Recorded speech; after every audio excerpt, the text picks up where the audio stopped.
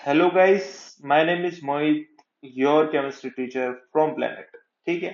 तो Bohr model की हम बात कर रहे हैं इतने दिनों से। ठीक है, इतने दिनों से तो क्या, बीच में हमने क्वांटम नंबर भी करा है। ठीक है, तो बोर मॉडल में हमने डेरिवेशंस देखी है। ठीक है, so if I remember correctly, तो अभी तक हमने रेडियस और टाइम पीरियड का देखा है। ठीक है, टाइम पीरियड का देखा है।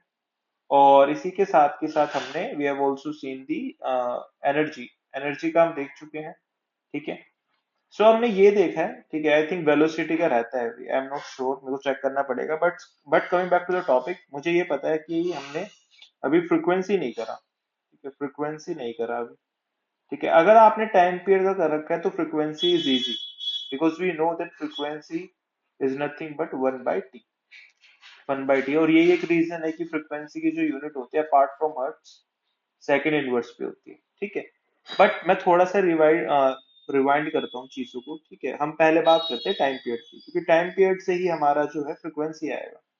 ठीक है, तो टाइम पीरियड की अगर हम बात करें तो मैंने आपको बताया था when there is the electron revolving around the nucleus, तो रिवॉल्व कर रहा है, विच मीन्स कोई डिस्टेंस कवर कर रहा है। अगर डिस्टेंस कवर कर रहा है तो टाइम ही लेगा और किसी स्पीड पे ही करेगा। तो मैं लिख सकता हूँ कि velocity is equal to distance upon time. और आपका टाइम क्या हो जाएगा, डिस्टेंस अपॉन वेलोसिटी। इस केस में मैं पहले भी बता चुका हूं, क्योंकि हमारा जो डिस्टेंस है वो है 2 पाई आर, क्योंकि सर्कुलर पाथ है और circular path is nothing but perimeter of a circle which is nothing but 2 pi R. अगर 2 पाई आर है तो मैं 2 पाई आर लिखूंगा, वेलोसिटी को वेलोसिटी ही रहने देता हूँ मैं। ठीक है, तो मेरा इक्वेशन क्या आ गया, T is equal to 2 pi R upon velocity. ठीक है, वेलोसिटी, अगर वेलोसिटी की जो वैल्यू है वो होती है, वेलोसिटी की जो वैल्यू होती है वो होती है, वेलोसिटी की वैल्यू होती है N H upon 2 m pi R. ठीक है, ये आई कैसे, अगर आपको याद होगा तो हमें पता है M V square is equal to N H upon 2 pi. तो मैं लिख सकता हूँ वेलोसिटी, मैं लिख सकता हूँ क्या, मैं लिख सकता हूँ velocity is equal to 9h upon 2 pi m R. ठीक है, और यही मैंने यहाँ पे पुट करा है, यही मैंने यहाँ पे पुट करा है। अगर ये सब चीजें क्लियर है, तो क्योंकि मैं थोड़ा जल्दी करा रहा हूँ, मैं ऑलरेडी करा चुका हूँ ये डिटेल में। ठीक है, so time period is equal to 2 pi R into में 2 m पाई आर अपॉन में एन एच। क्या मैं ये लिख सकता हूँ, तो ये अल्टीमेटली क्या हो जाएगा आपका 4 pi square m R square upon में एन एच। ठीक है, अब आपको कुछ नहीं करता, आपको कुछ नहीं करना, सॉरी कुछ नहीं करना, आर की वैल्यू पुट करने, और हमें पता है आर क्या होता है, N square H square upon 4 pi square m k z e square. इसकी वैल्यू को पुट कर दो, 4 pi square m upon N H, into में आर की वैल्यू पुट करनी है, N square H square 4 pi square m k z e square का होल स्क्वायर। जब आप इसको सोल्व कर लोगे गाइस, तो आपका आंसर आएगा, आपका आंसर आता है n³ h³। मैं नहीं करा रहा हूं अभी इतना डिटेल में, क्योंकि मैं ऑलरेडी करा चुका हूँ, आप वीडियो देखना।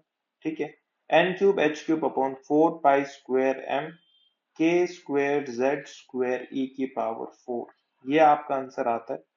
ठीक है, ये आपका आंसर आता है। और इसमें आप देख सकते हो कि time period is directly proportional to n³ upon upon Z square. ये रिलेशन काफी इंपॉर्टेंट होते हैं। ठीक है, ये रिलेशंस काफी इंपॉर्टेंट होते हैं, मैंने पहले ही बताया, और आज हम एक प्रीवियस ईयर भी करेंगे जेई मेंस का। ठीक है, आई होप आपको समझ आया। जब आप इनकी इसमें जो कांस्टेंट है, एच कांस्टेंट है, 4 पाई कांस्टेंट है, एम है 9.1 इंटू में 10⁻31 kg चार्ज, और ये के कूलम कांस्टेंट, इन सब की वैल्यूज को अगर आप पुट करोगे तो आपका जो फाइनल आता है आंसर वो आता है 1.52 इंटू में 10⁻16 N cube Z square second. Second, second inverse आएगा क्या, नहीं, सेकेंड आएगा, क्योंकि टाइम पीरियड है, फ्रीक्वेंसी में था वो क्या, सेकेंड इनवर्स। तो ये चीज आपको याद रखनी है। अगर आपका टाइम पीरियड आ चुका है तो अब आपको कुछ नहीं करना, आपको बस फ्रीक्वेंसी के लिए which is your F, small F से मैं दिखा देता हूँ, which is new is 1/t। तो आपको बस इसका ही क्या करना है, रेसिप्रोकल करना है, और आपका आंसर क्या आ जाएगा, आपका आंसर जो है आ जाएगा N cube Z square second. आपको पता है सेकेंड इनवर्स होती है यूनिट, हो भी गई, प्रूफ भी हो गया। और आप जब इसको सोल्व करोगे 1/1.52 को, तो आपका आंसर आएगा 6.58 इंटू में 10⁻15। ठीक है, इंटू में Z square upon N cube. ये वाला पार्ट इंपॉर्टेंट है गाइस, ये वाला पार्ट इंपॉर्टेंट है। तो नोट में आप क्या लिख सकते हो, आप ये लिख सकते हो या नहीं कि t is directly proportional to n cube upon z square and f is directly proportional to z square upon n cube।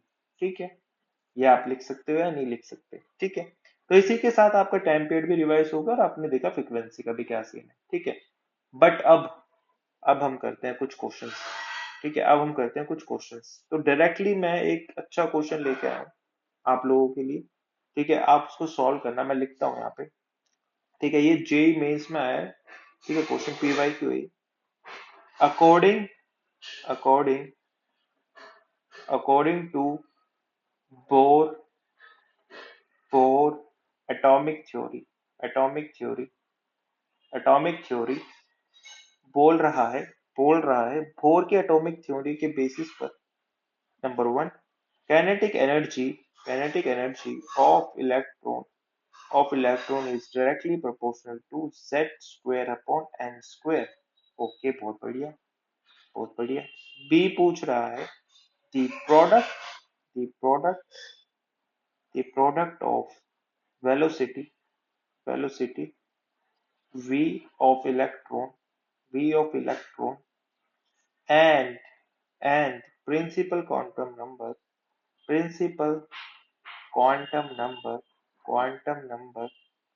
n is vn directly proportional to z square। ठीक है, बोल रहा है कि product of velocity of electron and principal quantum number n is equal to vn directly proportional to z square. ठीक है, third statement है आपकी frequency of revolution of electron in an orbit in an orbit is directly proportional to z cube upon n cube। ठीक है, D आपका क्या है, coulombic coulombic force, साथ के साथ लिख सकते हो आप लोग, of attraction on the electron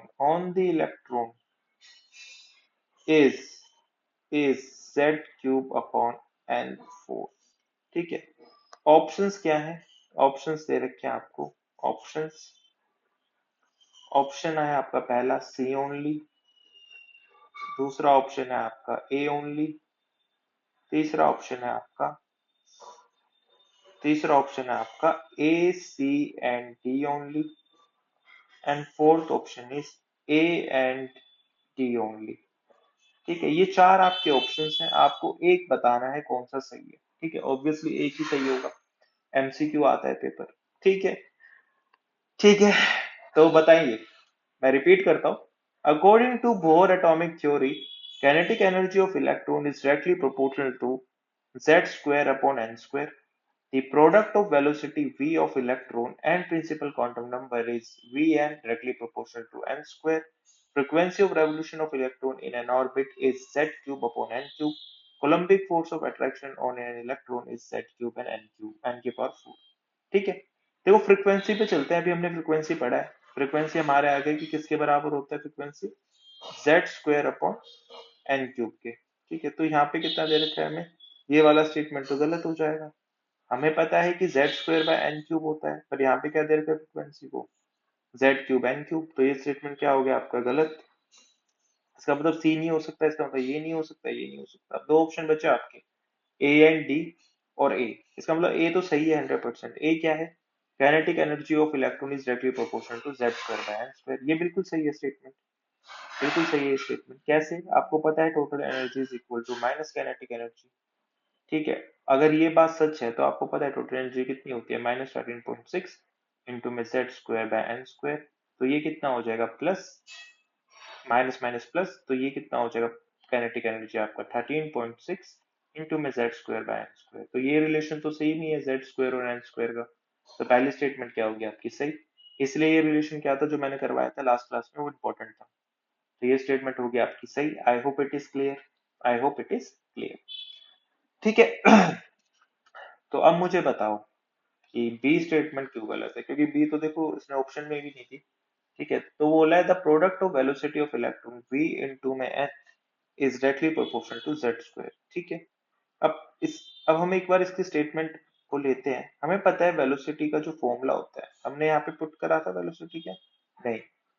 अब मेरे को ये याद नहीं कि मैंने कराया या नहीं वेलोसिटी का डेरिवेशन, मैं चेक करूंगा। बट आपको ये याद रखना है कि वेलोसिटी जो होती है ना वो डायरेक्टली प्रोपोर्शनल होती है z बाय एन के। ठीक है। आर आपका प्रोपोर्शनल किसके होता है, radius n square by z के। एनर्जी होता है आपका proportional z square by N square के। तो यहाँ से अगर आप निकालोगे तो v n will be equal to directly proportional to z. ठीक है। अब हम क्वेश्चन में चलते हैं। यहाँ पे क्या दे रखा है जेड स्क्वायर, हमें दे रखा है जेड स्क्वायर। तो क्या ये सही होगा गाइस, ये तो गलत है। ये तो गलत है, दिख रहा है साफ साफ, इट इज रॉन्ग। ठीक है, रॉन्ग है तो ये गलत हो गया। ये हम ऑलरेडी देख चुके हैं क्यों गलत है। अब आते हैं हम डी पे कि sir coulombic force of attraction on electron वो है z cube by n. Sir ये समझ नहीं आया, ये कुछ बात समझ में नहीं आई, इसको समझाओ सर। ठीक है, तो इसको समझा देते हैं। ठीक है। सो कोलम्बिक फोर्स जो है आपकी, कोलम्बिक फोर्स आपको पता है, कोलम्बिक फोर्स का फॉर्मूला क्या था, के जेड ई स्क्वायर बाय में आर स्क्वायर। गाइस अब एक बात बताओ मुझे, आपको आर पता है ऑलरेडी कि आर जो है डायरेक्टली प्रोपोर्शनल है किसके, किसके प्रोपोर्शनल है गाइस। अभी मैंने लिखा तो है ऊपर, एन स्क्वायर बाय जेड के, एन स्क्वायर बाय जेड के।